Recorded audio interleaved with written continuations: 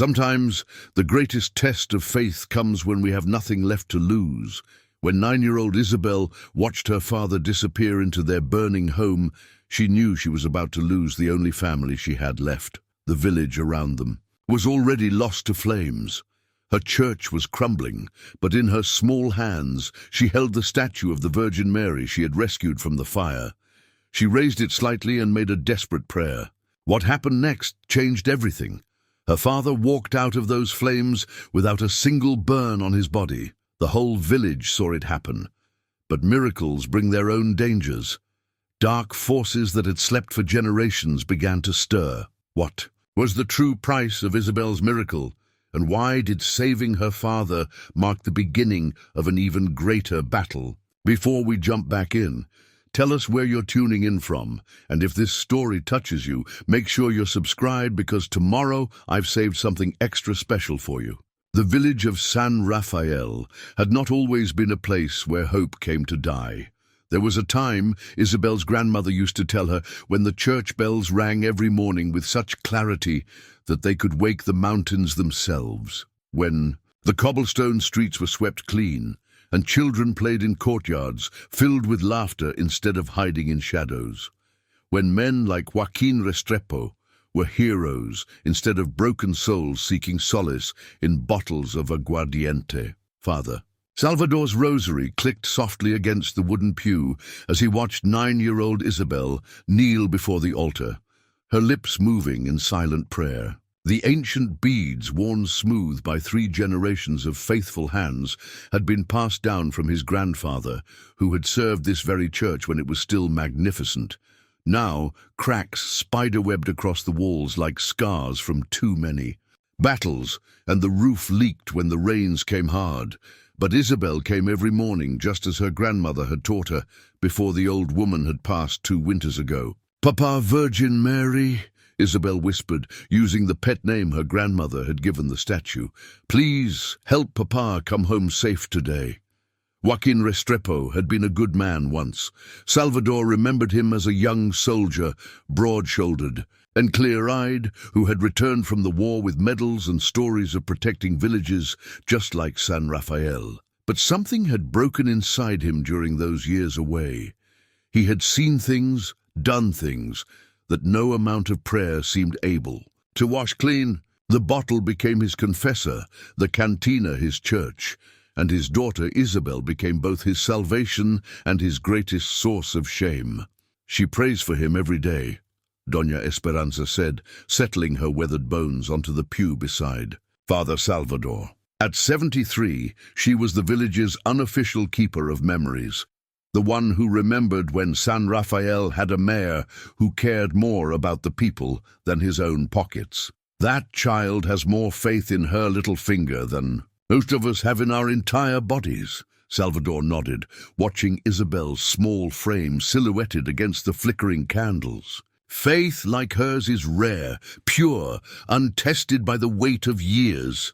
"Untested, yes," Esperanza murmured, "but growing stronger every day.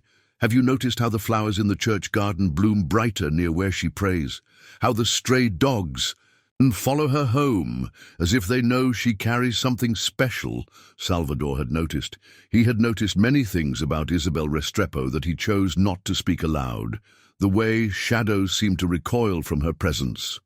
How the old statue of the Virgin Mary, carved centuries ago by hands that had long since turned to dust, seemed to glow just a little brighter when Isabel was near.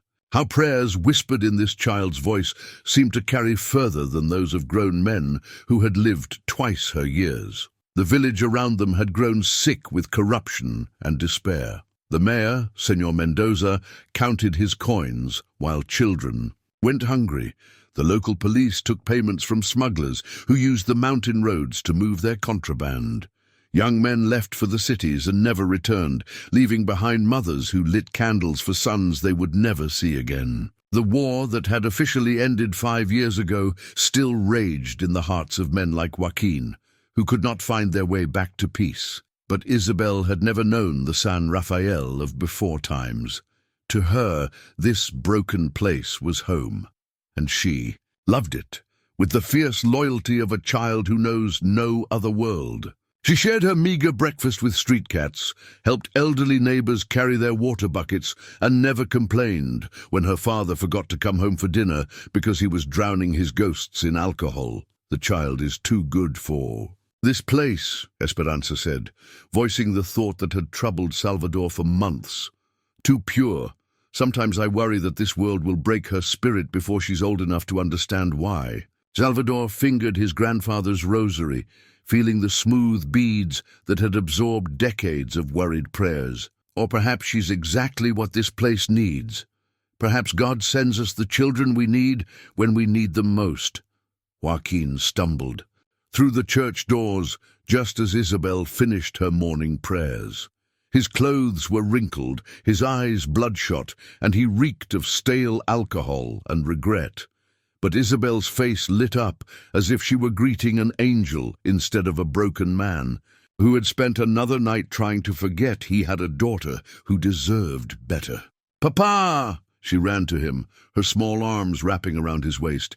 "I prayed for you. I asked the Virgin Mary to keep you safe." Joaquin's hand trembled as he touched her hair. "Mi niña," he whispered, his voice thick with shame and love in equal measure. "I'm sorry, I'm so sorry."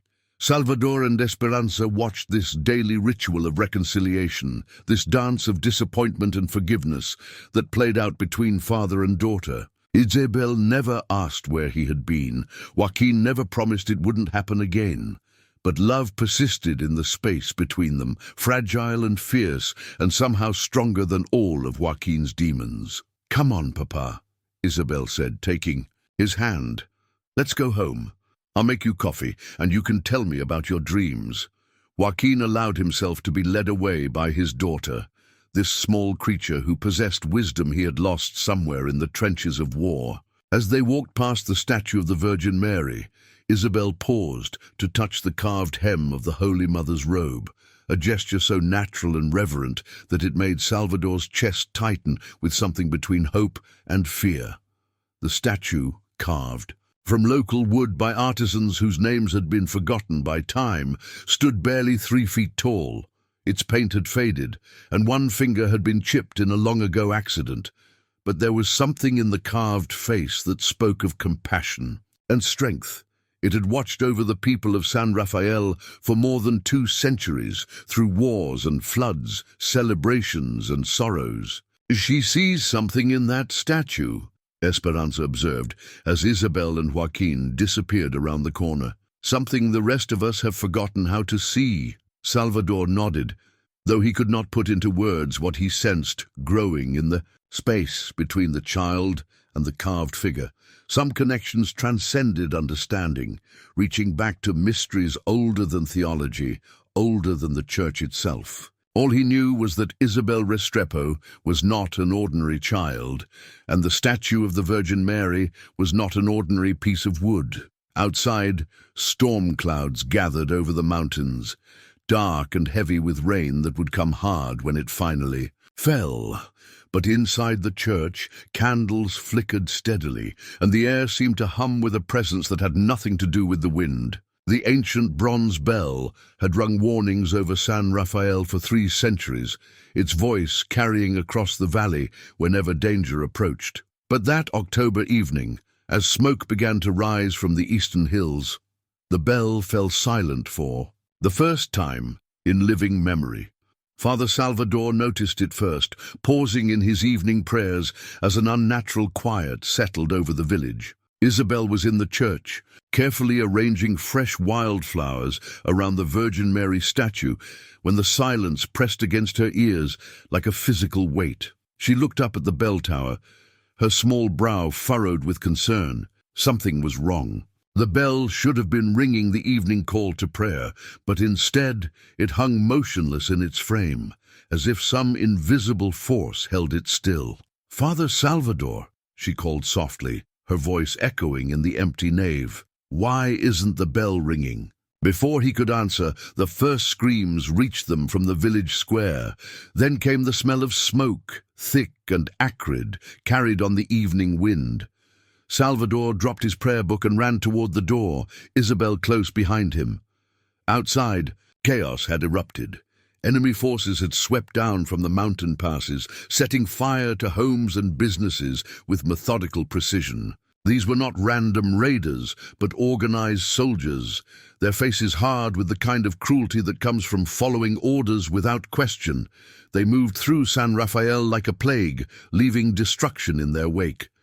"Isabel, get back!" "Inside!" Salvador shouted over the growing noise of screaming and crackling flames. But the child was transfixed by the sight of her village burning, her hands clutched tight around the hem of her dress. Across the square, their small house was already engulfed in flames. Through the broken front window, Isabel could see her father trapped inside, calling for help that might never come.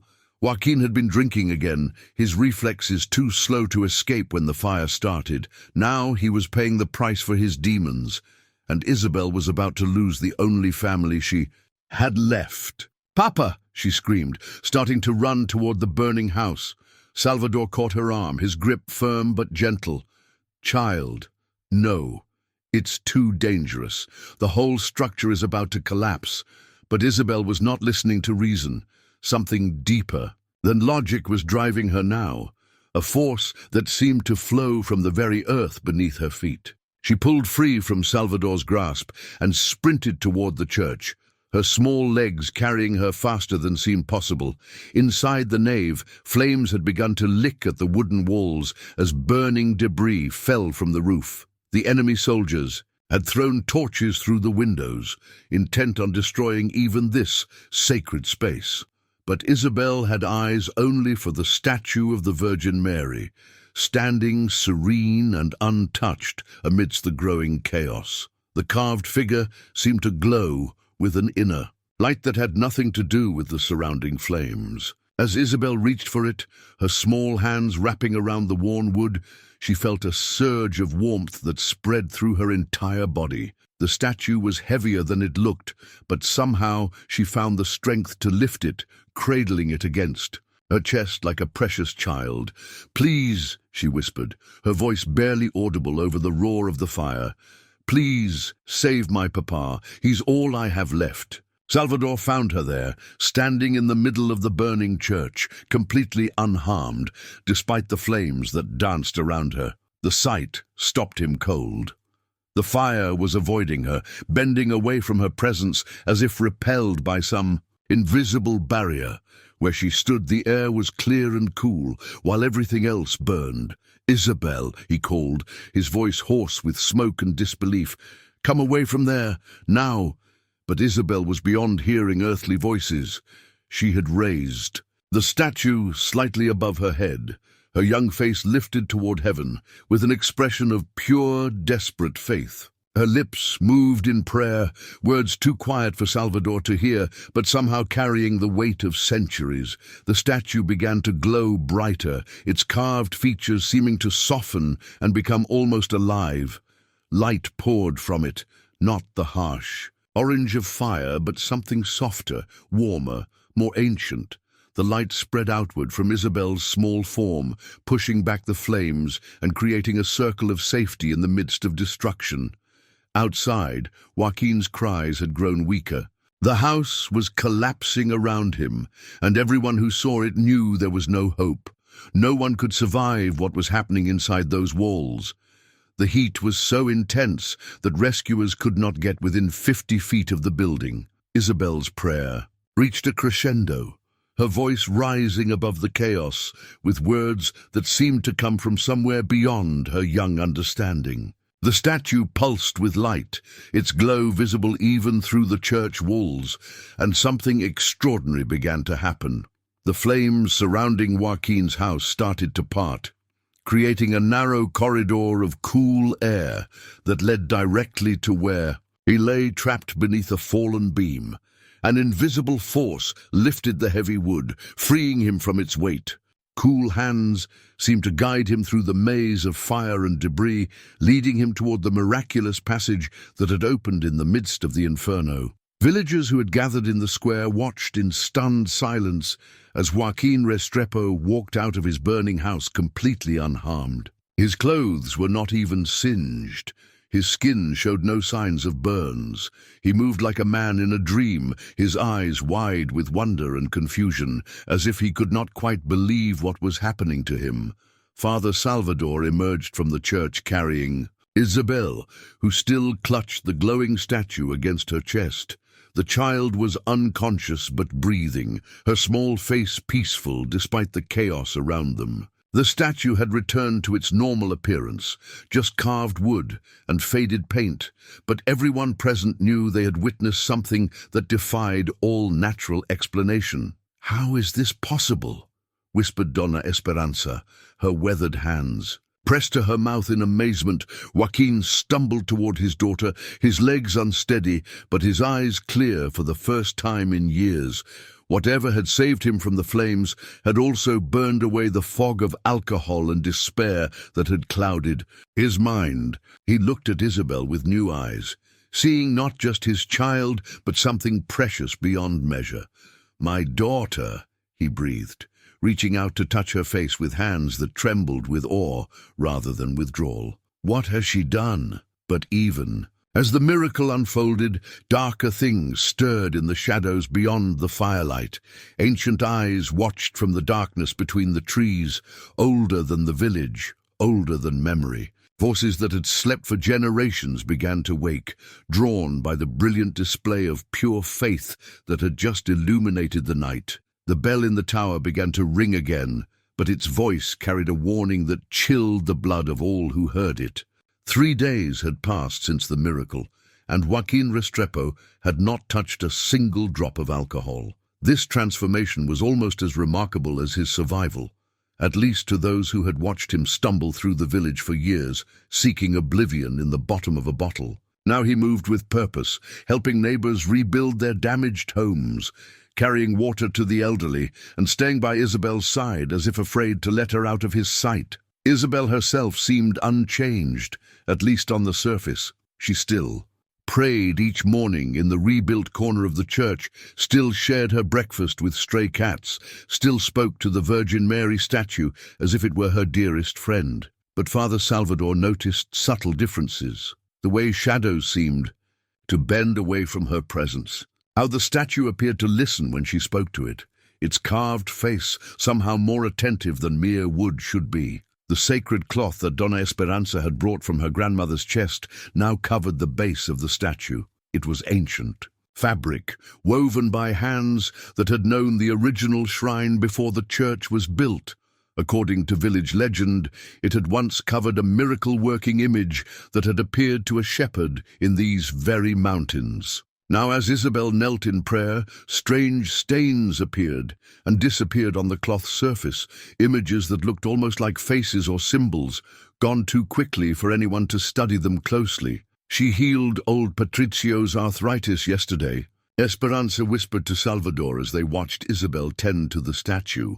"He hasn't been able to use his hands properly in 10 years, and after she prayed with him, the pain just disappeared. He can weave baskets again." Salvador nodded gravely. He had heard similar reports throughout the village.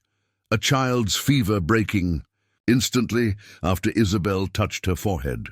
A woman's persistent cough vanishing after the girl had quietly prayed at her bedside. Small miracles, perhaps, but miracles nonetheless. "The statue speaks to her," Salvador said quietly. "I've seen her having conversations with it when she thinks no one is watching. Her lips move as if she's responding to someone, but I hear only silence."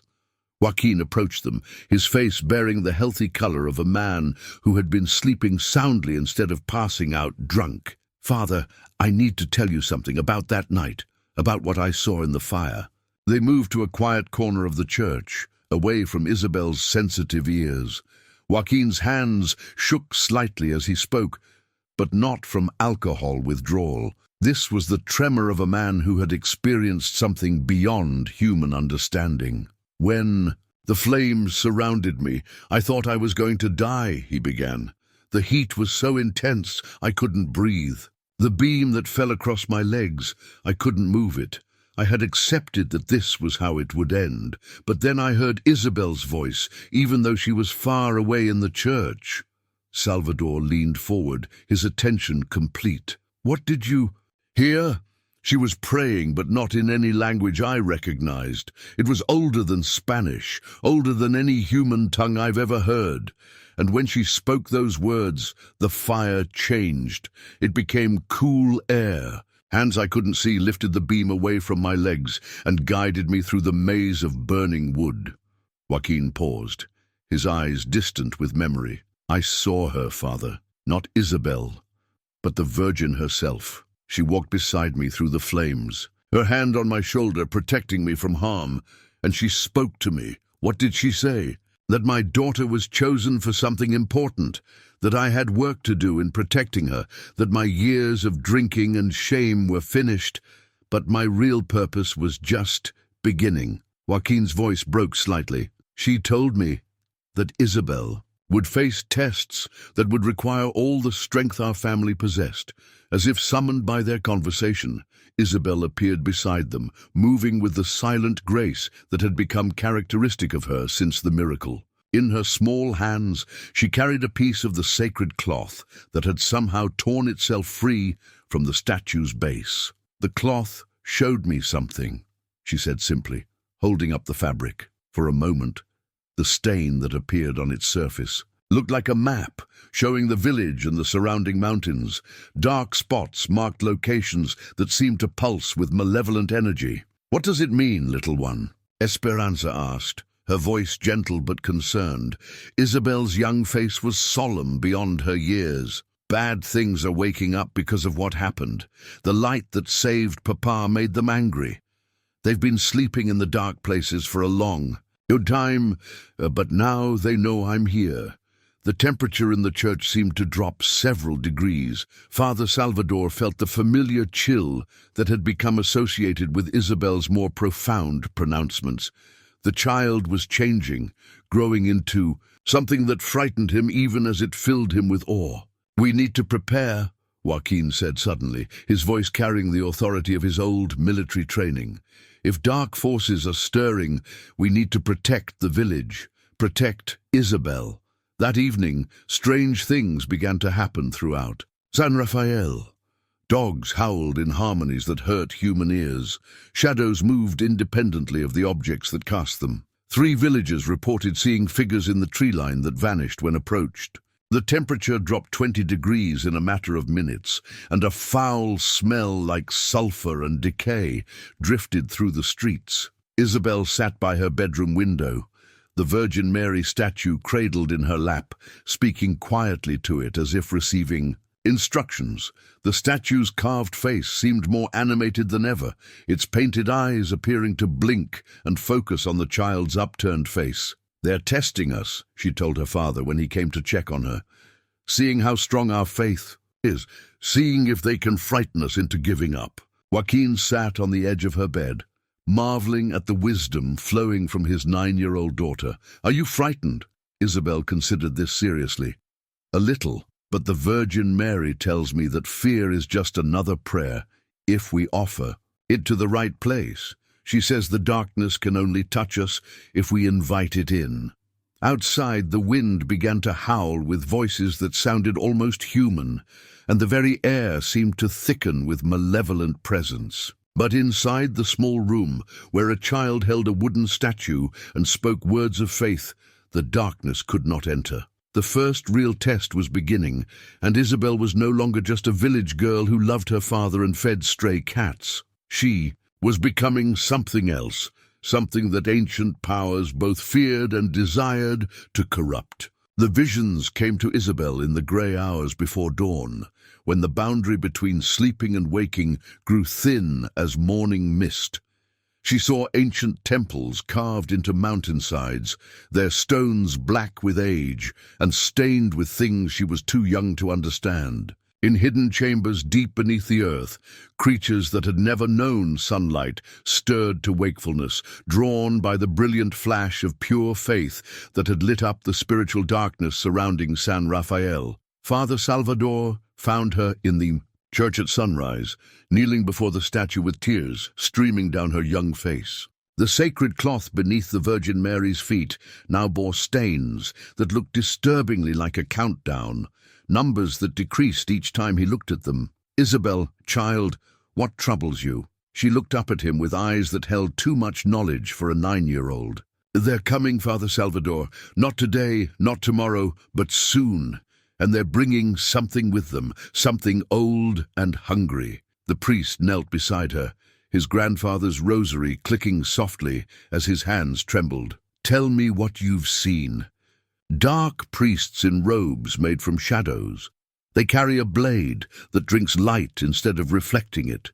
They've been searching for someone like me for a very long time. Isabel's voice remained steady despite her tears. "The Virgin Mary says, they tried this before, in other places with other children, but those children were not ready. They were corrupted or destroyed. Salvador's blood ran cold. In his theological studies, he had encountered references to such things, ancient evils that sought to pervert and consume pure faith. He had always hoped they were merely metaphors, symbolic warnings, rather than literal truths. Why you, Isabel? Why now? Because the darkness has grown too strong in too many places. People have forgotten how to hope, how to believe in miracles. The Virgin Mary needs someone to remind them, to show them that light can still push back the shadows. Isabel wiped her eyes with the back of her hand. But the dark ones want to stop that from happening. They want to turn my light into something twisted and wrong. That afternoon, the strangers arrived in San Rafael. They came as traveling merchants, their wagon loaded with goods that seemed too fine for such a poor village. But there was something wrong about them that everyone felt but few could name. Their smiles never reached their eyes. Their shadows fell in the wrong directions.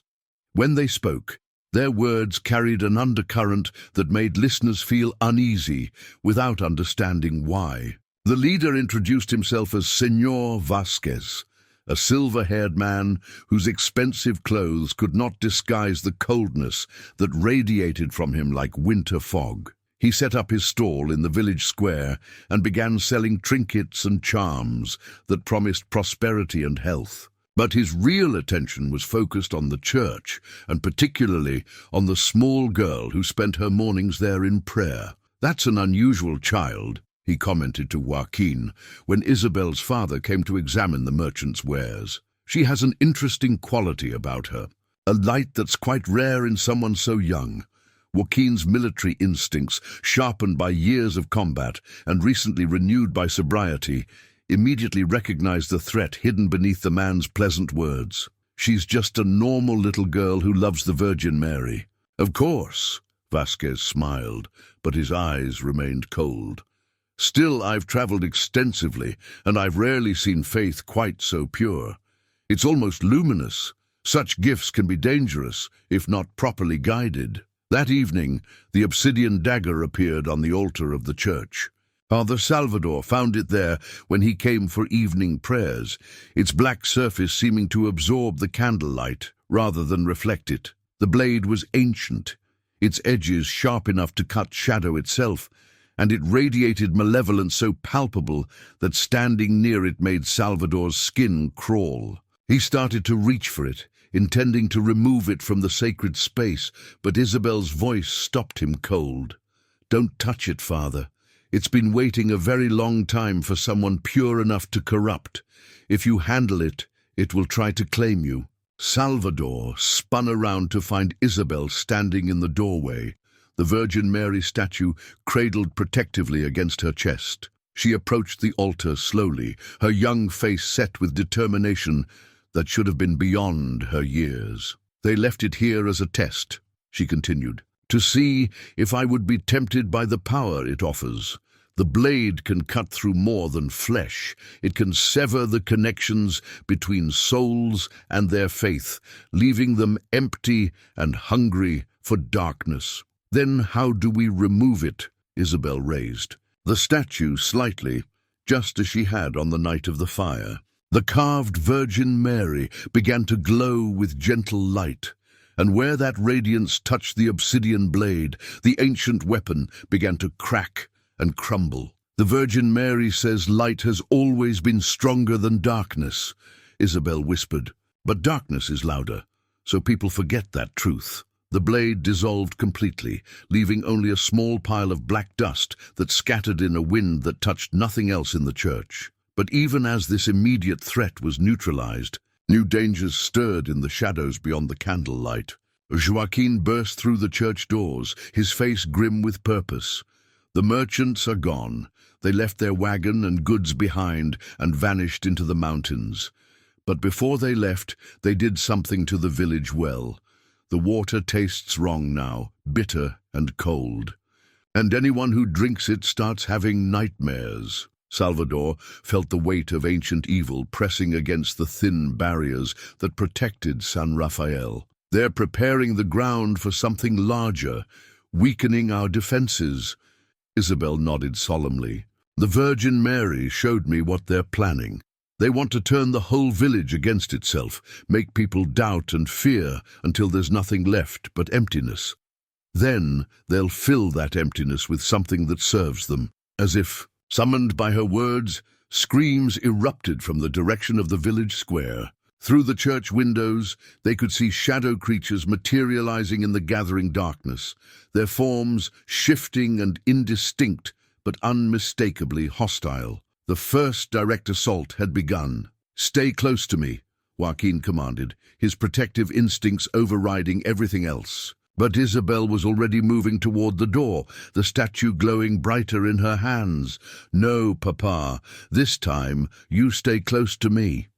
The child who had once been afraid of thunderstorms now walked toward supernatural darkness with the confidence of someone who carried the light itself. The mirror of souls arrived on a moonless night, carried by winds that smelled of graves and forgotten prayers. Father Salvador discovered it in the church sacristy, a round piece of black glass that reflected not faces, but the true spiritual condition of anyone who gazed into its surface. Unlike normal mirrors that showed physical appearances, this ancient artifact revealed the state of a person's soul, their doubts, their sins, their capacity for faith or corruption. Salvador recoiled from his own reflection, seeing decades of small compromises and fading conviction staring back at him. In the mirror's depths, his faith appeared as a flickering candle flame, still burning but growing weaker with each passing year. The sight filled him with shame and terror in equal measure. "It shows us what we really are," Isabel said softly. From behind him, she had entered the sacristy without making a sound, the Virgin Mary statue cradled in her arms as always. "The Dark Ones use it to find people they can turn." Salvador turned away from the mirror, unable to bear seeing his own spiritual weakness reflected so clearly. "Then why haven't they used it on you?" Isabel approached the black glass fearlessly, her young face serene. When she looked into its surface, the mirror blazed with white light so pure and brilliant that Salvador had to shield his eyes. Her reflection showed a soul like burnished gold, unmarked by doubt or corruption, radiating the kind of faith that moved mountains and parted seas. "Because they already know what they'll see," she answered simply. "What frightens them is that they can't change it. No matter what they show me, no matter what they promise or threaten, my faith stays the same." But even as Isabel demonstrated her spiritual invulnerability, the mirror's true purpose became clear. Throughout the village, people began to experience waking nightmares. Visions of their own inadequacies and failures reflected back at them with merciless clarity. The carpenter saw his envy of his more successful neighbors.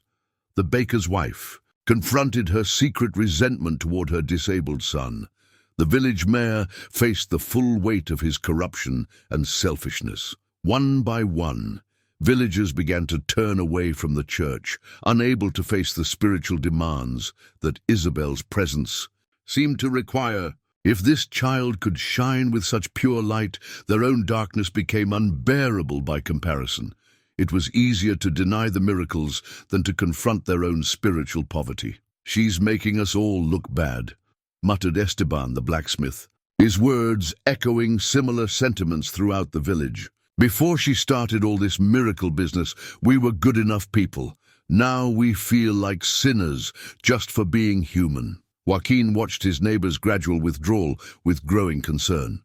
His own transformation after the fire had been dramatic and complete, but he understood that not everyone could or would experience such sudden grace. The mirror was poisoning the village against itself, using truth as a weapon to divide and conquer. "They're turning our doubt against us," he told Salvador one evening as they discussed the growing crisis, "making people believe that faith requires perfection instead of simply trying to be better." The corrupted priest arrived on the feast day of St. Francis, dressed in robes that had once been white but now carried stains that shifted and moved like living things. He called himself Brother Nicholas, claimed to represent a different interpretation of Isabel's gifts, one that emphasized power over sacrifice, knowledge over faith. "The child is being misguided," he announced to the gathered villagers in the square. "True spiritual power comes from understanding the darkness as well as the light. She could heal not just individuals, but entire nations if she embraced the full spectrum of divine authority." His words carried a hypnotic quality that made listeners feel intelligent and enlightened for agreeing with him. Here was someone who offered easy answers, who suggested that spiritual growth could come without the painful process of confronting one's own failures and limitations. Father Salvador felt his own resolve wavering as Brother Nicolas spoke. The man's arguments were sophisticated, appealing to intellectual pride and the desire for relevance in a changing world. Perhaps there was truth in what he said. Perhaps Salvador's traditional approach was indeed too limiting for someone with Isabel's extraordinary gifts, but Isabel herself remained unmoved by the corrupted priest's eloquence. When he approached her after his speech, offering to teach her advanced spiritual techniques, she looked at him with eyes that saw past his smooth words to the emptiness beneath. "You used to be like me," she said quietly, her voice carrying across the hushed square. "You had faith that shined like sunlight, but you chose to trade it for power that feels like wisdom but leaves you cold inside." Brother Nicolas's composure slipped for just a moment, revealing the hungry void that had consumed his soul. "You don't understand what you're refusing, child. I offer you the chance to transcend mere human limitations. The Virgin Mary says that humans are only limited when they stop believing in miracles," Isabel replied. "You stopped believing a long time ago. Now you want me to stop too, so you won't feel so alone in the darkness." The confrontation sent ripples through the village's fragile unity. Some people rallied to Isabel's defense, inspired by her unwavering faith. Others found Brother Nicholas's sophisticated arguments more appealing than a child's simple trust. The mirror of souls had done its work well, revealing not just individual weaknesses, but the fault lines that could split the community apart. Joaquin realized that his daughter was carrying a burden that would have crushed most adults. Every day brought new challenges to her faith, new attempts to corrupt or destroy the light she carried. He watched her grow thinner and more ethereal, as if the spiritual weight she bore was burning away her physical substance. "I'm worried about you," he told her one night as she sat by her window, communing silently with the statue. "This is too much for someone your age to handle." Isabel turned to him with a smile that was both heartbreaking and beautiful. "Papa, I'm not doing this alone. The Virgin Mary carries most of the weight. I just have to keep saying yes to her, even when it's scary." Outside, thunder rumbled without any sign of storm clouds, and the wind carried voices that whispered temptations. In languages older than civilization, the final assault was building, and Isabel was beginning to understand the true price that would be required to preserve not just her village, but the very possibility of faith in a world growing darker by the day.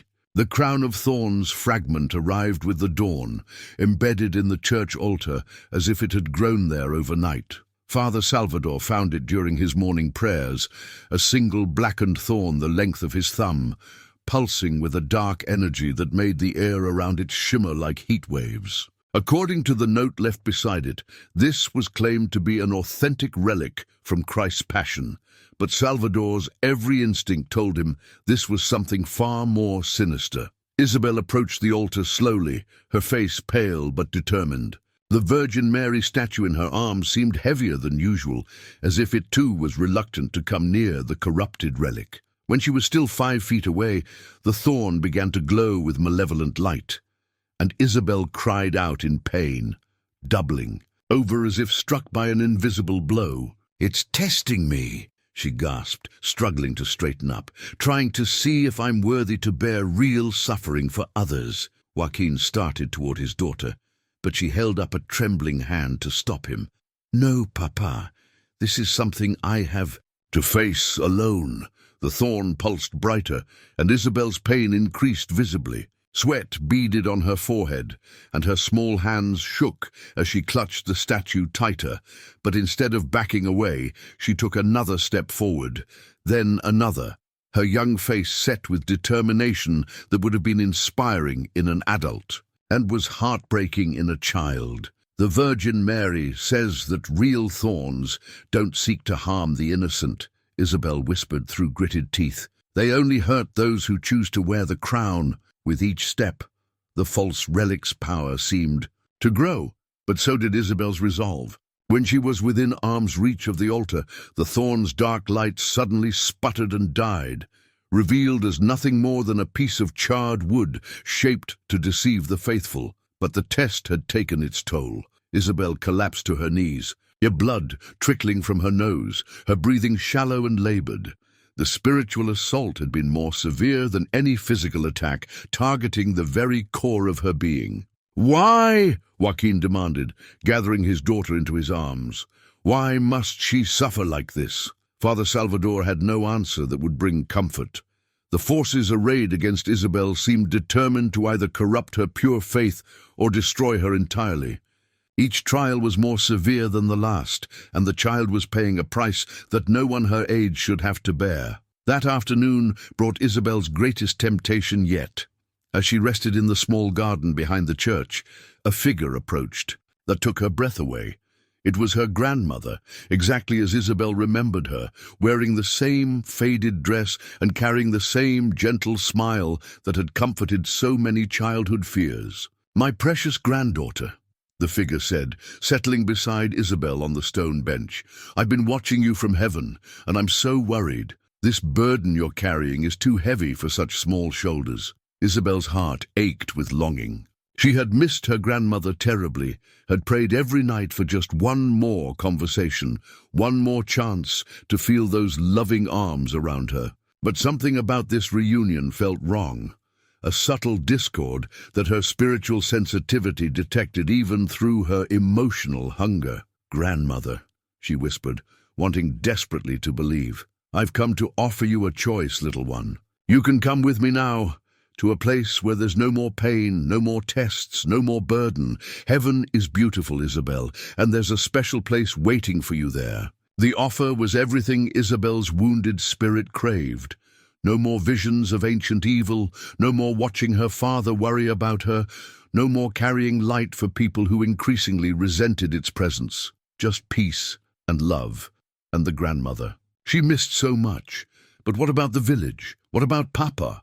The false grandmother's smile never wavered. "They'll be fine, dear one. Someone else will carry the light. Someone older, stronger, better suited for such work. You've done enough, more than enough for someone so young."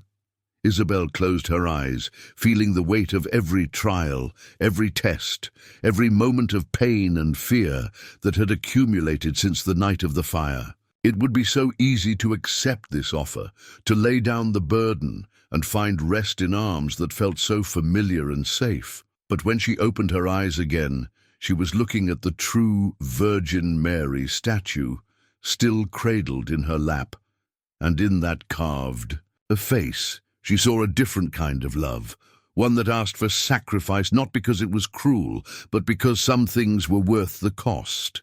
"You're not my grandmother," Isabel said quietly. "She would never ask me to abandon people who need help."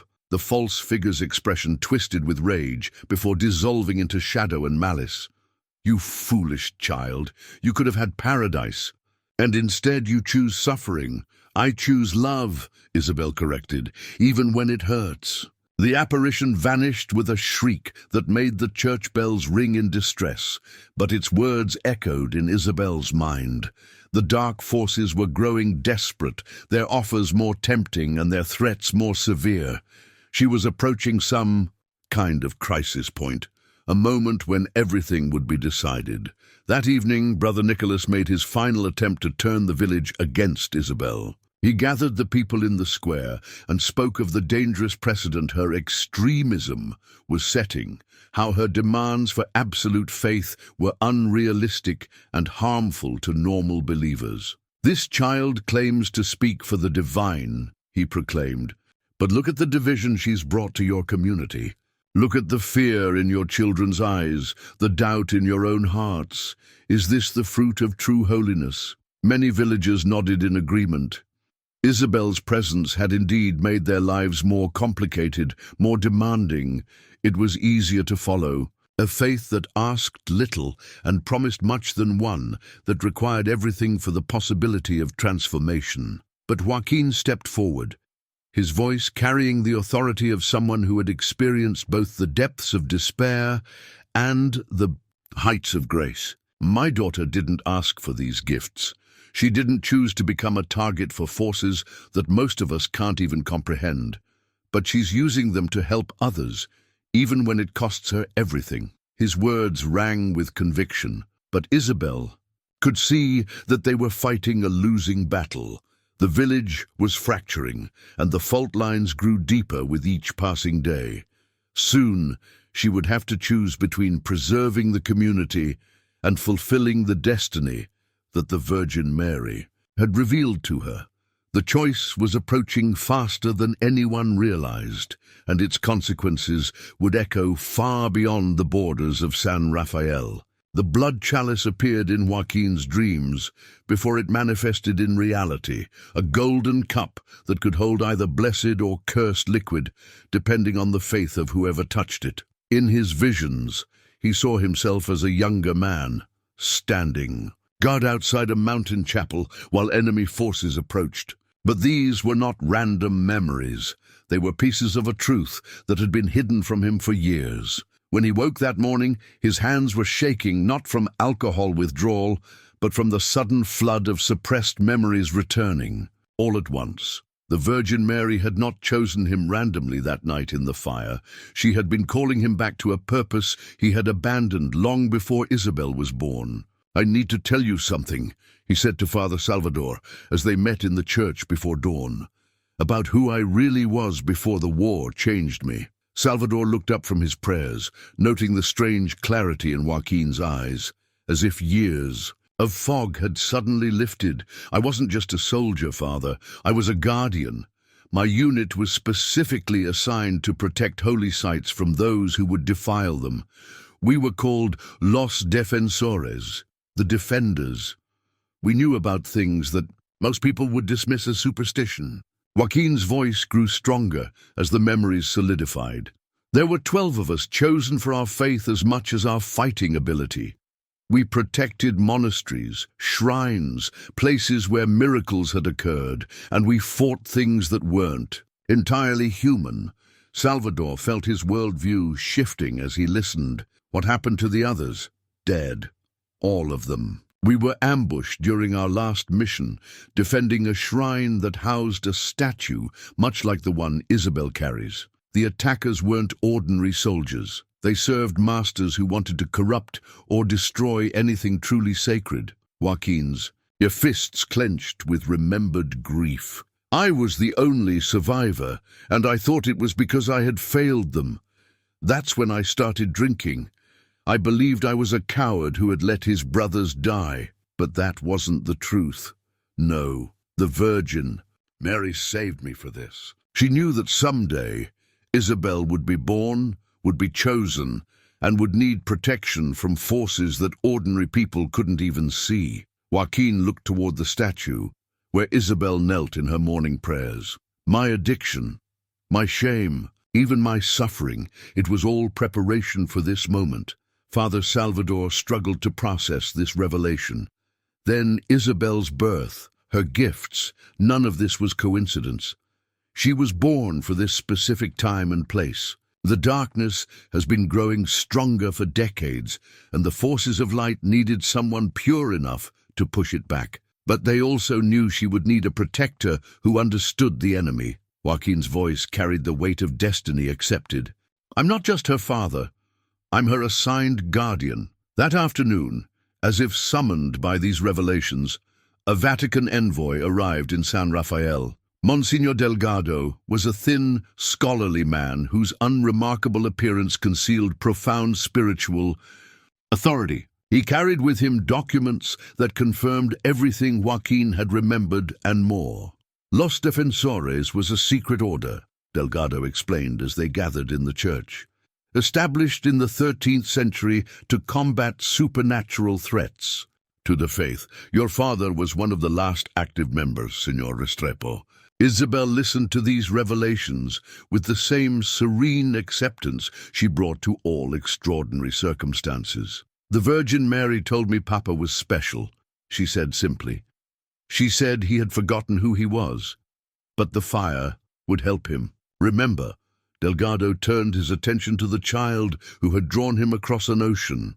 And you, little one, are the reason the order may need to be re-established. The Vatican has been monitoring reports of your miracles. More importantly, we've been tracking the response from the other side. He produced a leather portfolio filled with documents and photographs. Similar children have appeared throughout history, always during times of great spiritual crisis. Most were corrupted or killed before they could fulfill their purpose. But the patterns suggest that you may be different. Different how? Salvador asked. The others were powerful, but they were also isolated.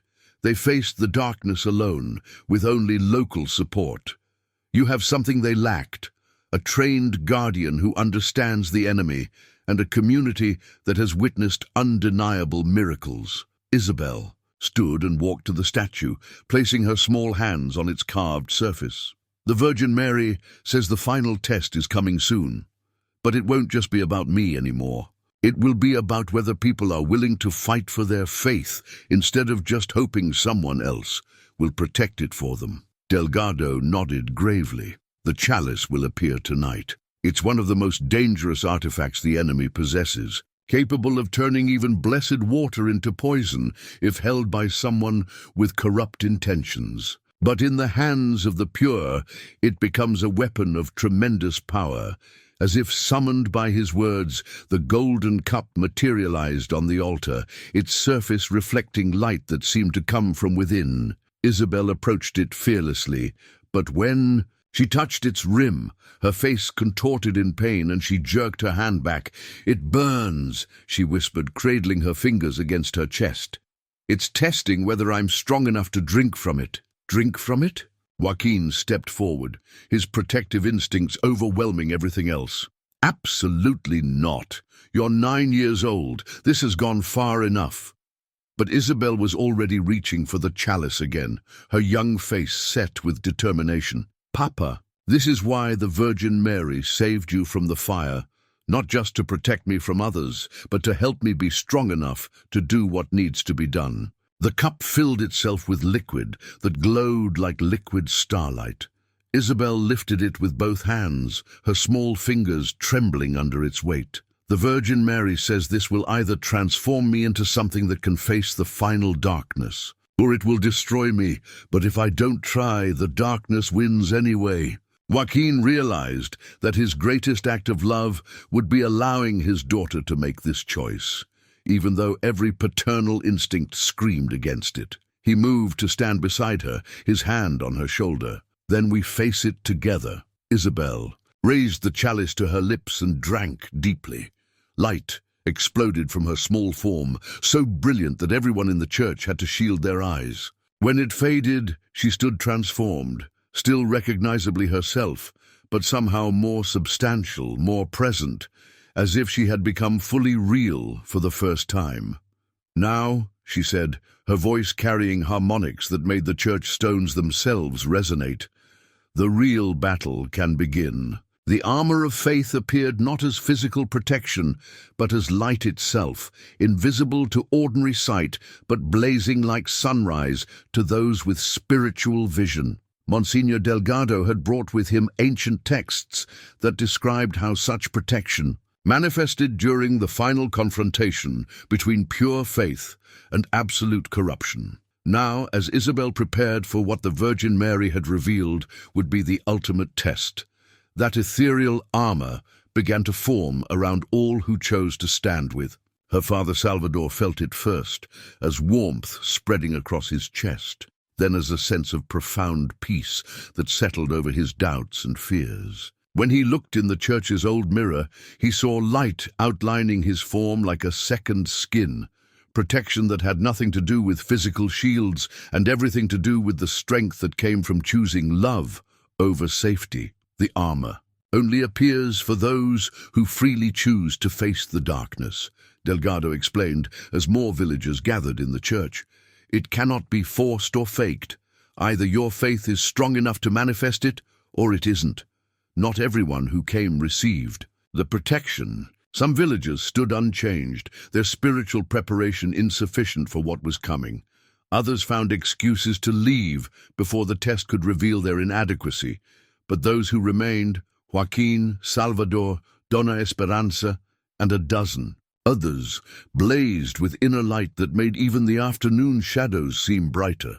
Among the faithful who had chosen to stand was Patricio, the old weaver whose arthritis Isabel had healed. His weathered hands now gripped a consecrated staff with strength that belied his years. Beside him stood Maria, the baker's wife, who had overcome her resentment after witnessing Isabel's pure love. Even young Carlos, barely 16 but burning, with the fervor of newfound faith, had taken his place among the defenders. Each person here represents a victory already won, Isabel observed, her transformed awareness allowing her to see the spiritual significance of their gathering. The darkness thought it had claimed you, but you chose light instead.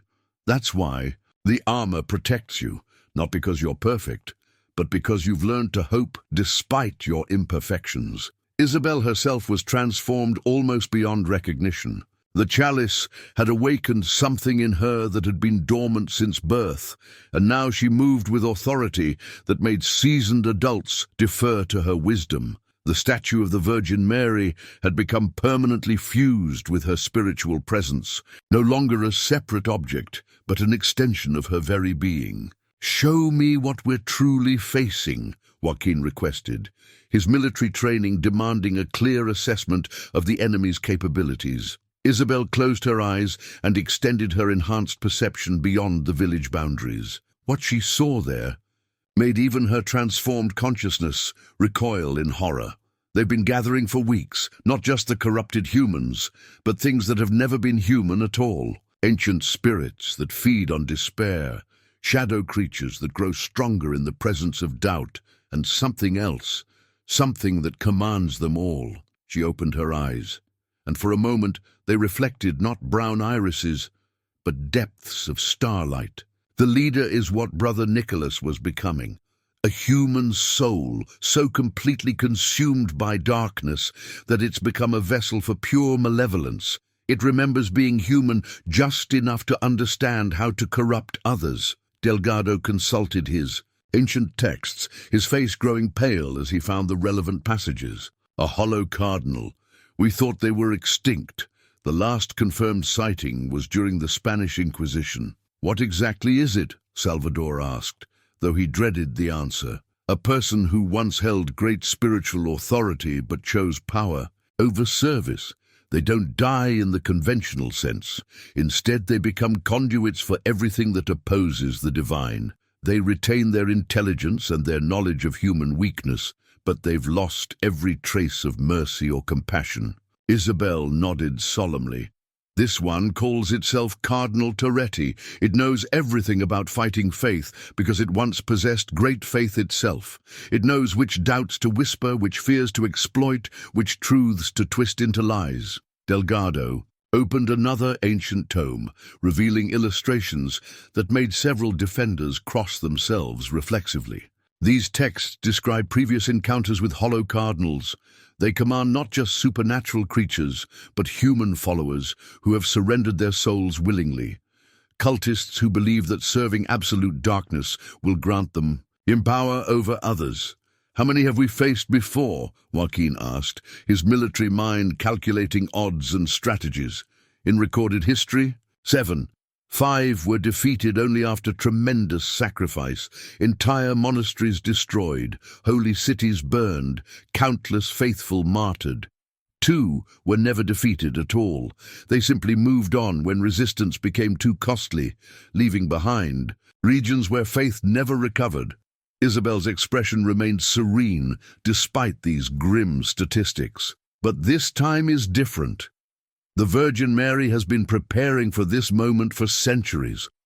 All the other battles, all the previous chosen children, they were building toward this confrontation. As the hours passed, the supernatural forces began to make their presence known. Temperature dropped throughout the village, and a foul wind carried whispers in languages that hurt to hear. Street dogs howled in harmonies that made human ears bleed, and shadows began moving independently of the objects that cast them. "They're testing our defenses," Joaquin observed, watching darkness pool in corners where no darkness should exist. Probing for weakness before the main assault. The Vatican envoy had brought more than documents. Hidden in his travel bags were items that had been blessed by 3 different popes and sanctified with relics from a dozen saints. Crossbows that fired bolts of condensed light, vials of water from the Jordan River, a sword that had been forged from metal taken from the original cross. "These weapons can harm creatures that exist partially outside our reality," Delgado explained as he distributed them to the faithful. "But they're only effective in the hands of those who truly believe. Doubt makes them useless." He also produced a collection of smaller relics, fragments of saints' bones, pieces of the true cross, soil from Golgotha. "These will create a barrier around the church that supernatural entities cannot cross. But the barrier only holds as long as our faith remains strong." Isabel moved among the defenders, touching each one briefly. Where her transformed presence made contact, their armor of faith blazed brighter, and their resolve deepened.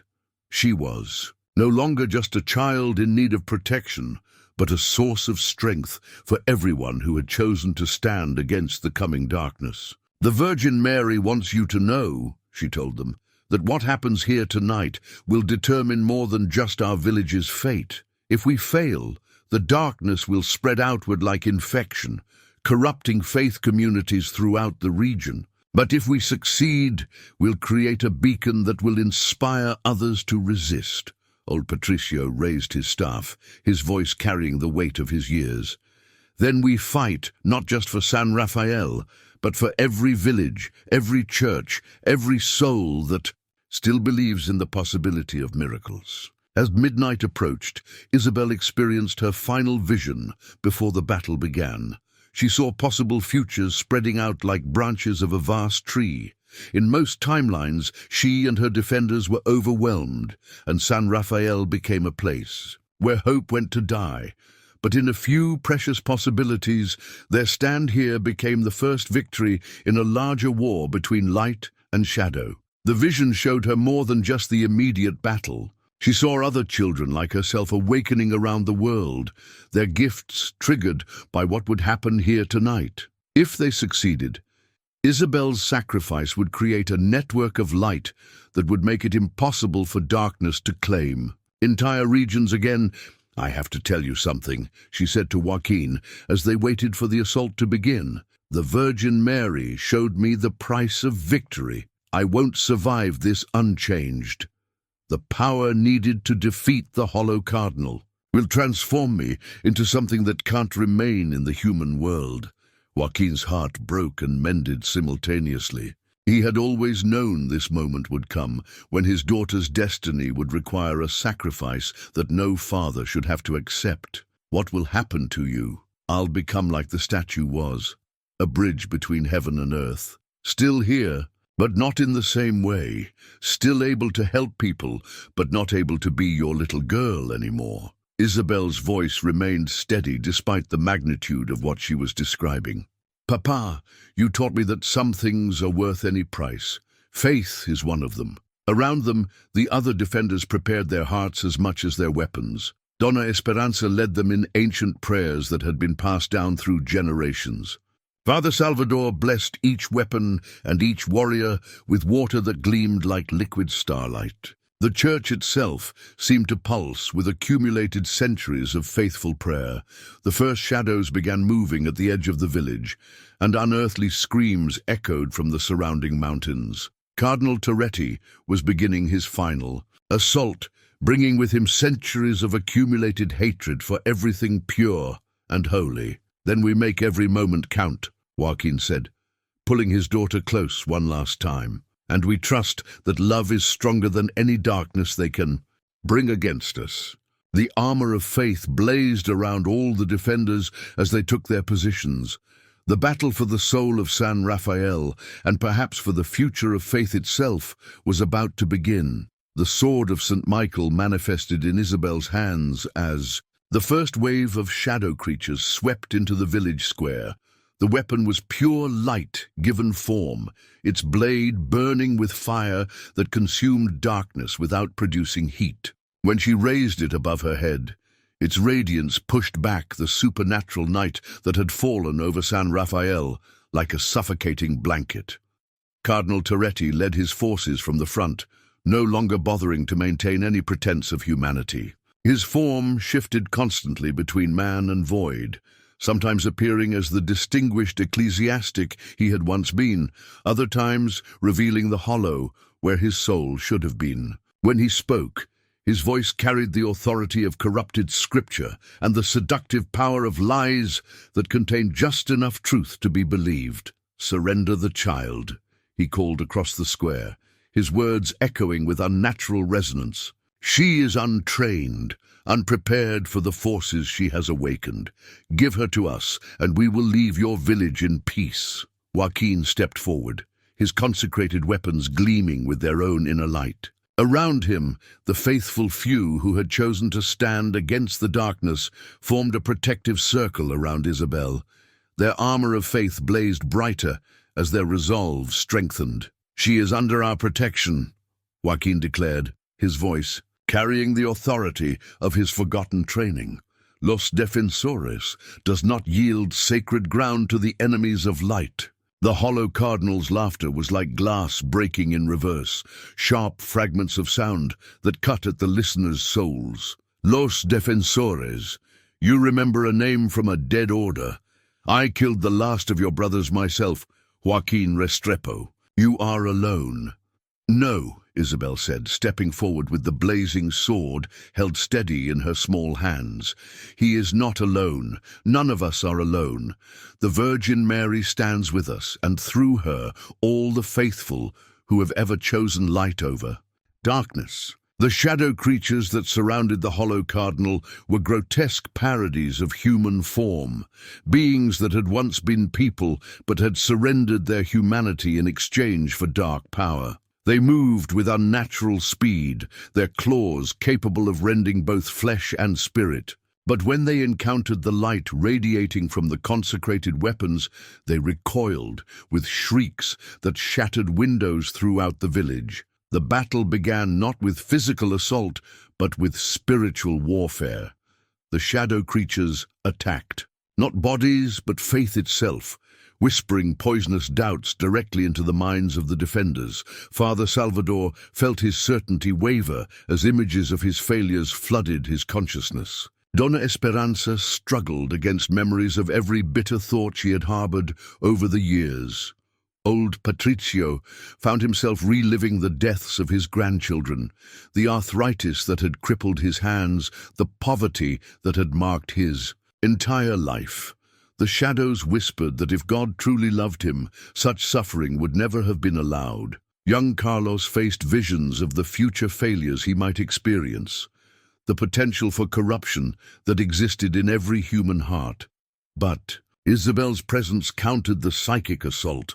her transformed nature radiating certainty that strengthened the others. Where doubt tried to take root, her faith burned it away like infection exposed to sunlight. The armor of faith around each defender pulsed in rhythm with her own spiritual energy, creating a network of protection that no single mind could have. Maintained alone, your followers are weak, Cardinal Toretti observed, his empty gaze fixed on the struggling defenders. They doubt even as they fight. How long can one child's faith sustain them all? Long enough, Isabel replied, raising the sword higher. Its light intensified, and several shadow creatures dissolved completely under its radiance. Faith shared is faith multiplied. Each person here carries not just their own belief, but the belief of everyone who has ever loved them. The hollow. Cardinal gestured, and the temperature plummeted another 20 degrees. Ice began forming on the church walls, and the breath of the defenders became visible in steaming clouds. But where Isabel stood, the air remained warm, her transformed presence creating a zone of life in the midst of supernatural winter. "Your turn, child," Cardinal Toretti said, his attention focusing entirely on Isabel. "Let me show you what your precious Virgin Mary really thinks of humanity." Visions assaulted her mind, images of every atrocity committed in religion's name.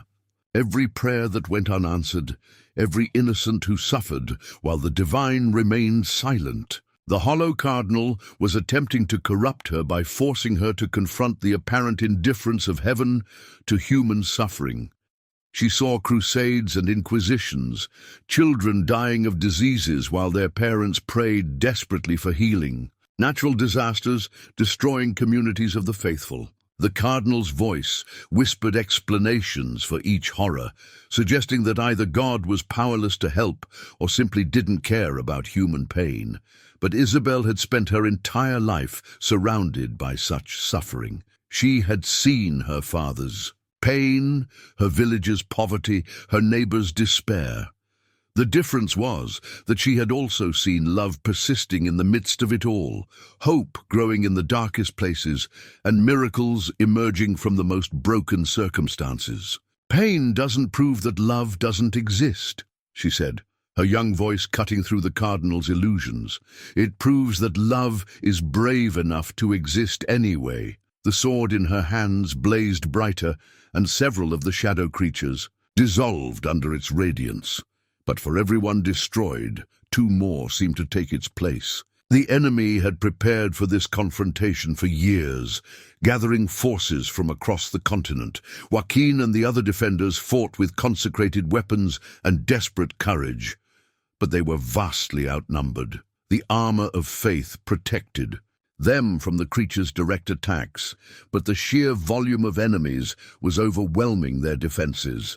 Maria fell to her knees under the weight of psychic assault, and Carlos stumbled backward as shadowy claws raked across his spiritual protection. "The barrier is failing," Father Salvador called out, sweat beading on his forehead despite the supernatural cold. "There are too many of them."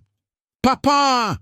Isabel called out as she saw her father stumble under the assault of 3 shadow beasts. Without hesitation, she abandoned her protected position and leapt into the fray, the sword of Saint Michael carving arcs of light through the darkness. Where she moved, the enemy fell back, unable to withstand her purified presence. But Isabel was still in a 9-year-old body, and the spiritual energy she was channeling was burning through her physical form like fire through paper. Her skin began to glow with an inner light that was beautiful and terrifying in equal measure. Tut! Hollow Cardinal watched her approach with something that might have been admiration in a creature capable of such emotion. "You cannot maintain this level of power," he observed with cold satisfaction. "Human flesh was not designed to channel such forces. You will consume yourself long before you defeat us all." Isabel knew he was right. She could feel her body beginning to fail under the strain of containing divine energy, Her small hands were becoming translucent, and each step required tremendous effort as her physical form struggled to contain the power flowing through it. "Then I'll have to end this quickly," she said, raising the sword above her head and gathering every fragment of power she possessed. The light that blazed from her small form was visible for miles, a beacon of pure faith in a world that had forgotten what such things looked like. But even as she prepared for the final assault, more shadow creatures poured into the square from the surrounding darkness. Cardinal Toretti had brought reinforcements that stretched back into the mountains, an army of corruption that seemed endless. The real battle was just beginning, and Isabel realized that victory would require a sacrifice, even greater than she had imagined. The tears of the Virgin began to flow from the statue's eyes just as Isabel made her ultimate choice. The holy water that had been gathering for centuries in preparation for this moment now poured forth, creating rivers of liquid light that flowed through the battle-torn square. Where the sacred tears touched corrupted ground, flowers bloomed instantly. Where they reached wounded defenders, their injuries healed completely. Isabel felt the statue's presence merge fully with her own consciousness as she prepared to make the final sacrifice. The Virgin Mary's voice, which had guided her since childhood, now spoke through her directly to the assembled forces of darkness. "You have forgotten," Isabel said, but the words carried harmonics that belonged to something far older and more powerful than a 9-year-old girl. "You have forgotten what you once were, Toretti. You have forgotten the joy you felt when you first heard the call to serve. You have forgotten the peace that came with surrendering your will to something greater than yourself." The hollow cardinal recoiled as if struck by a physical blow. His form wavered between the distinguished ecclesiastic he had once been and the void he had become. For a moment, something that might have been pain flickered across his empty features. "Do not speak to me of what I was. That weakness was burned out of me long ago." "It was not weakness," Isabel replied, her small form beginning to glow with light so intense that the shadows around her simply ceased to exist. "It was the strongest part of you, and you traded it for power that feels like strength but leaves you empty." Around the square, the battle raged with supernatural intensity. Father Salvador wielded his consecrated crossbow with desperate precision, each bolt of light piercing through shadow creatures that screamed as they dissolved. Donna Esperanza had found strength she didn't know she possessed, her aged hands steady as she held a relic that blazed with protective power. But for every creature they destroyed, more seemed to emerge from the darkness between the mountains. The enemy had prepared for this confrontation across multiple centuries, gathering not just supernatural beings, but human cultists who had surrendered their souls willingly in exchange for dark power. Joaquin found himself surrounded by 3 of these corrupted humans, former priests who had chosen damnation over the difficult path of genuine service. Their attacks came not just from their consecrated weapons turned to evil purpose, but from their intimate knowledge of how to assault faith itself. "Your daughter is leading you all to destruction," one of them hissed, his face a twisted parody of priestly benevolence. "She promises salvation, but delivers only death. Look around you. See how her light burns away everything it touches. Soon there will be nothing left of any of you." The words carried a hypnotic quality that made Joaquin's certainty waver. Was he being a good father by allowing Isabel to sacrifice herself? Was his love for her genuine, or was it spiritual pride disguised as parental devotion? But then Isabel's voice cut through the doubt, carrying not just words, but the weight of absolute truth. "Papa, remember what the Virgin Mary told you in the fire. Love that protects and love that releases are both real. You're not failing me by letting me choose. You're honoring who I was meant to become." The corrupted priest's spell shattered against this simple declaration, and Joaquin's consecrated blade found its mark. Light exploded from the weapon as it struck, not destroying the fallen priest, but somehow burning away the corruption that had claimed him, revealing the broken man beneath. She raised the sword of St. Michael one final time, but instead of striking at the enemy, she drove it point first into the ground at her feet. The blade sank into the earth as if it were water, and from the point of impact, light began to spread outward in all directions. The Virgin Mary statue, which had been with Isabel since the beginning of her journey, began to crack and crumble. But as it dissolved, its essence flowed into Isabel herself, transforming her from a child who carried divine presence into something that was itself a bridge between heaven and earth. "No!" Cardinal Toretti screamed, recognizing what was happening. "You cannot do this! The human world needs its darkness. Without shadow, light has no meaning."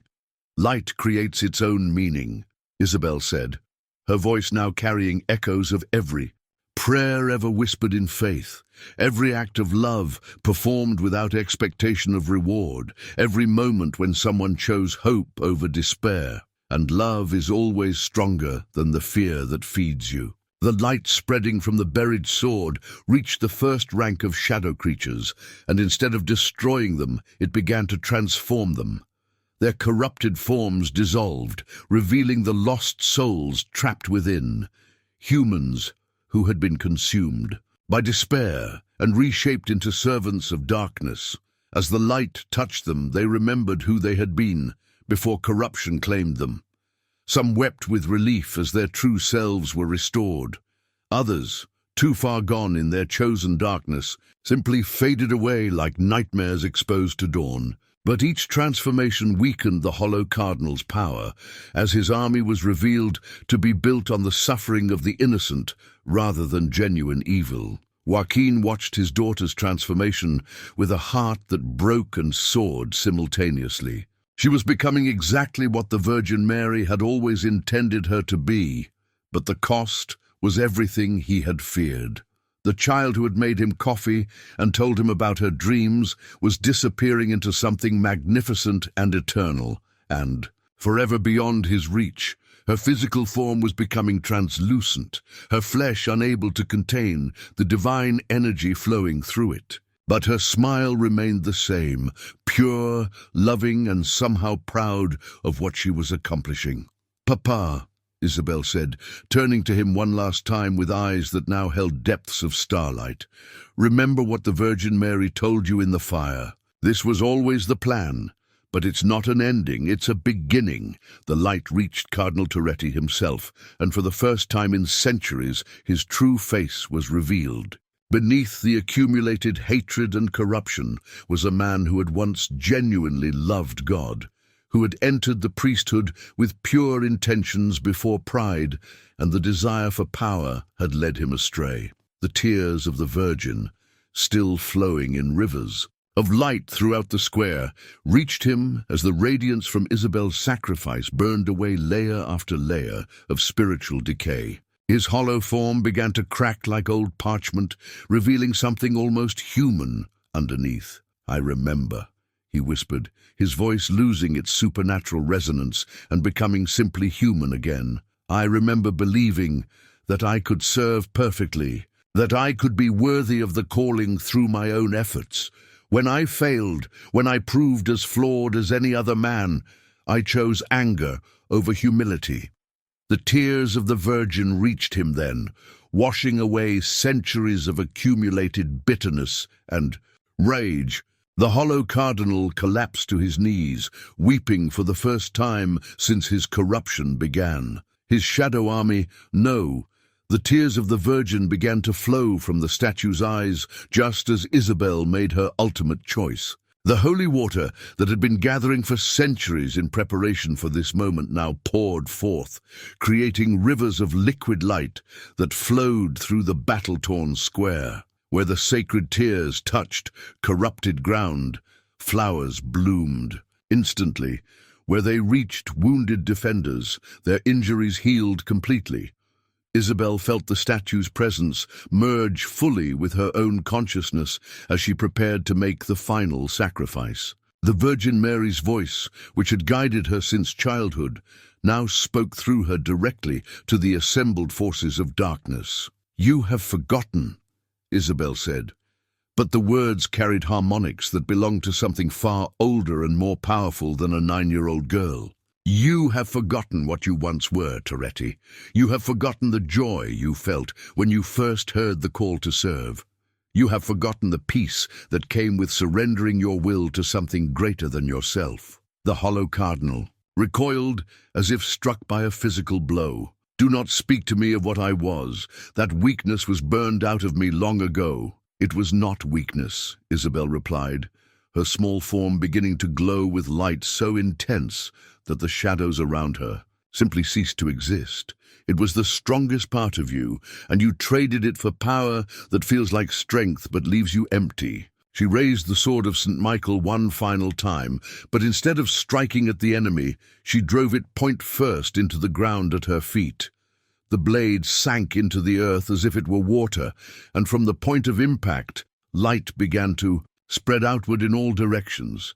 The Virgin Mary statue, which had been with Isabel since the beginning of her journey, began to crack and crumble. But as it dissolved, its essence flowed into Isabel herself, transforming her from a child who carried divine presence into something that was itself a bridge between heaven and earth. "No!"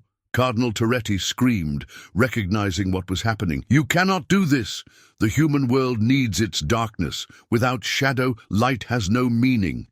"Light creates its own meaning," Isabel said, her voice now carrying echoes of every prayer ever whispered in faith, every act of love performed without expectation of reward, every moment when someone chose hope over despair. And love is always stronger than the fear that feeds you. The light spreading from the buried sword reached the first rank of shadow creatures, and instead of destroying them, it began to transform them. Their corrupted forms dissolved, revealing the lost souls trapped within. Humans who had been consumed by despair and reshaped into servants of darkness. As the light touched them, they remembered who they had been before corruption claimed them. Joaquin watched his daughter's transformation with a heart that broke and soared simultaneously. She was becoming exactly what the Virgin Mary had always intended her to be, but the cost was everything he had feared. The child who had made him coffee and told him about her dreams was disappearing into something magnificent and eternal and forever beyond his reach. "Papa," Isabel said, turning to him one last time, with eyes that now held depths of starlight. "Remember what the Virgin Mary told you in the fire. This was always the plan, but it's not an ending. It's a beginning." The light reached Cardinal Toretti himself, and for the first time in centuries, his true face was revealed. Beneath the accumulated hatred and corruption was a man who had once genuinely loved God, who had entered the priesthood with pure intentions before pride, and the desire for power had led him astray. "I remember," he whispered, his voice losing its supernatural resonance and becoming simply human again. "I remember believing that I could serve perfectly, that I could be worthy of the calling through my own efforts. When I failed, when I proved, as flawed as any other man, I chose anger over humility." The tears of the Virgin reached him then, washing away centuries of accumulated bitterness and rage. The hollow cardinal collapsed to his knees, weeping for the first time since his corruption began. "It's not too late," Isabel told him, her transformed presence radiating compassion that encompassed even this fallen enemy. "It's never too late. To choose love over pride, service over power. The Virgin Mary has been waiting for you to remember who you were meant to be." The explosion of light that followed was visible across 3 provinces. Every corrupted soul in the region felt the touch of pure grace, offering them the choice to return to who they had been before darkness claimed them. Some accepted, weeping with joy as their true selves were restored. Others fled, unable to bear the revelation of what they had become. When the light finally faded, San Rafael had been transformed into something resembling a glimpse of paradise. The tears of the Virgin had healed, not just the people but the land itself, creating a place where hope lived visibly in every growing thing. But Isabel, the child who had saved them all, was no longer quite human. She had become something both, more and other, a permanent guardian whose sacrifice had purchased not just victory, but the ongoing possibility of faith in a darkening world. 5 years had passed since the night Isabel Restrepo saved her village and transformed into something beyond mortal understanding. The new statue that Joaquin carved from local oak stood in the place where the ancient Virgin Mary figure had once rested, but this one was different. Where the old statue had been a representation of distant divine mercy, this new creation pulsed with immediate living presence. Father Salvador, now wearing the grey hair that came with wisdom earned through supernatural trials, often caught villagers having quiet conversations with the wooden figure. They would whisper their troubles to it, and sometimes, not always, but often enough to sustain faith. Their burdens would become lighter, their illnesses would fade, their broken relationships would find healing. She's still here, Donna Esperanza would tell visitors who came seeking the miracle girl, not the way she was, but in the way she needed to become. She promised she would never abandon us, and Isabel always kept her promises. The village itself had become something extraordinary. Pilgrims arrived daily from across the continent, drawn by stories of the place where a child had faced absolute darkness and emerged victorious. But they found more than just tales of past miracles. They discovered a community where faith lived actively in daily life, where neighbors cared for each other with genuine love, where even strangers were welcomed as family. The transformation went deeper than mere kindness. The very land around San Rafael had been blessed by Isabel's sacrifice and the tears of the Virgin. Crops grew more abundantly than they should have in such rocky soil. Springs of fresh water had appeared where none existed before. Even the weather seemed gentler, with storms parting around the village, and sunshine lingering longer than in neighboring communities. Joaquin had aged gracefully into his role as the village's unofficial spiritual guide. The man who had once drowned his sorrows in alcohol now helped others find their way through their own darkness. His small house had become a gathering place for those seeking counsel, and his workshop had produced dozens of smaller statues that carried echoes of Isabel's transformed presence to other communities. Each carving was unique, reflecting the particular needs of the community it would serve. Some radiated peace for war-torn regions, others carried healing energy for places ravaged by disease. A few held protective power for areas threatened by spiritual corruption. Joaquin never planned these qualities. They emerged naturally as he worked, guided by an inner knowledge he couldn't fully explain. "People ask me if I miss her," he told Monsignor Delgado during one of the Vatican envoy's regular visits. "They want to know if I regret letting her make that final sacrifice." Delgado, who had documented the events at San Rafael in reports that would be studied by theologians for centuries, understood the complexity of such feelings. The Church had officially recognized Isabel's transformation as a genuine miracle, one of the most thoroughly documented cases of divine intervention in modern history. "What do you tell them?" "That I miss my little girl every single day, but I'm also incredibly proud of the guardian she became."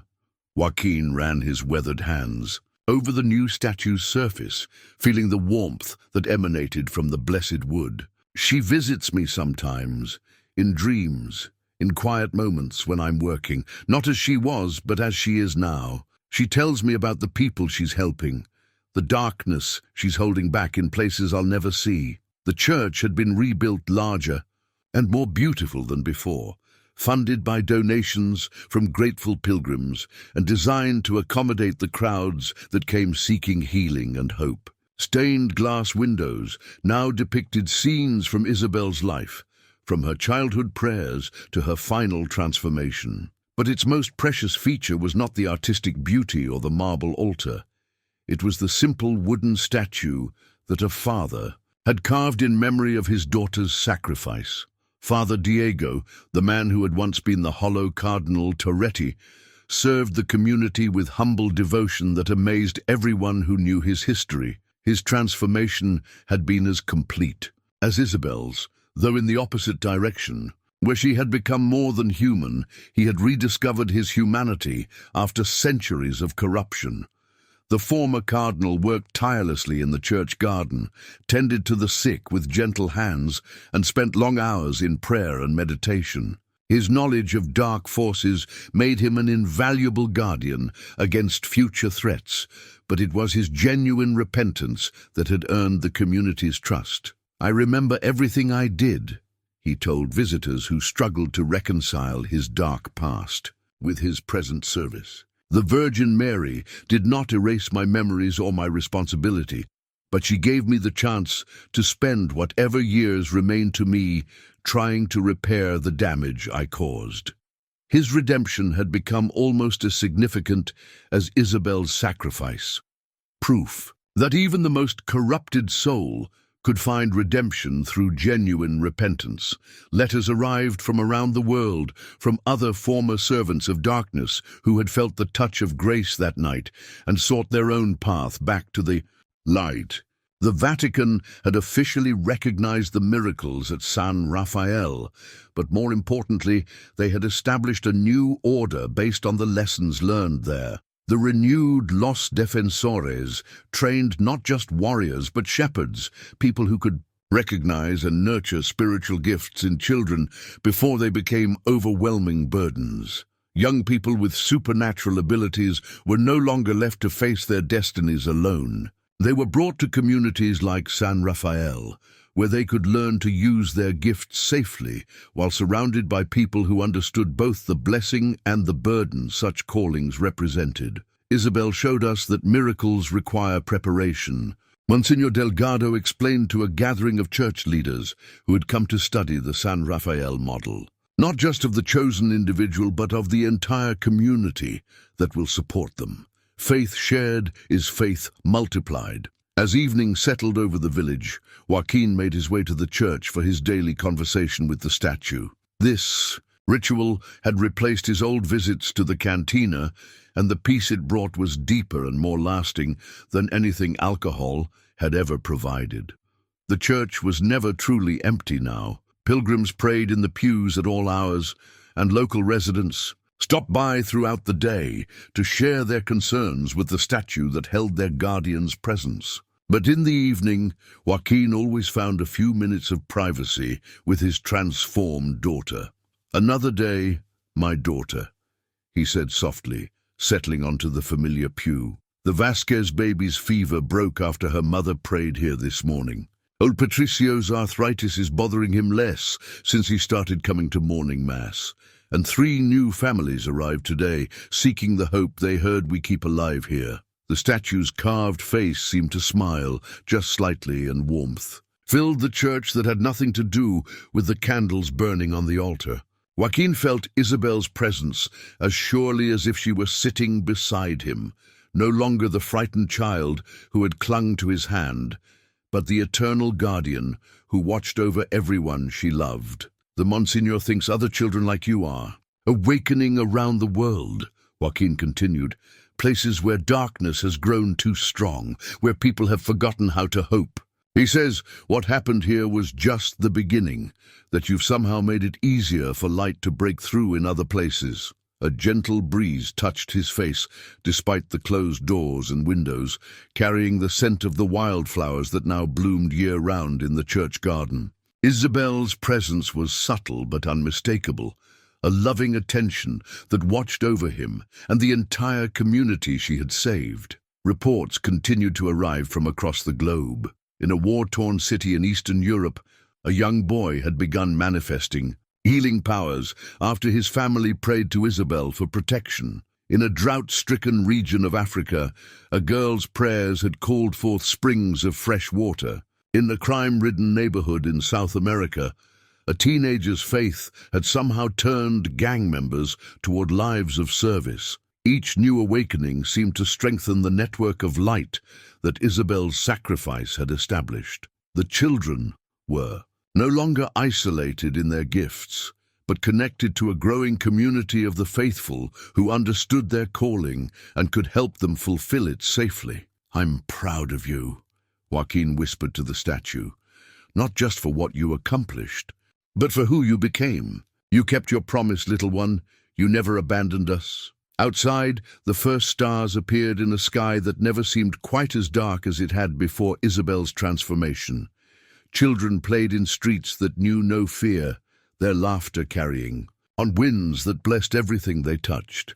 And in houses throughout the village, families gathered for evening meals with gratitude that had become as natural as breathing. The miracle of San Rafael lived on, not in a single moment of supernatural intervention, but in the daily choice of an entire community to believe that love was stronger than darkness, that hope was more powerful than despair, and that faith, pure, simple, childlike faith, could, indeed, move mountains and transform the world.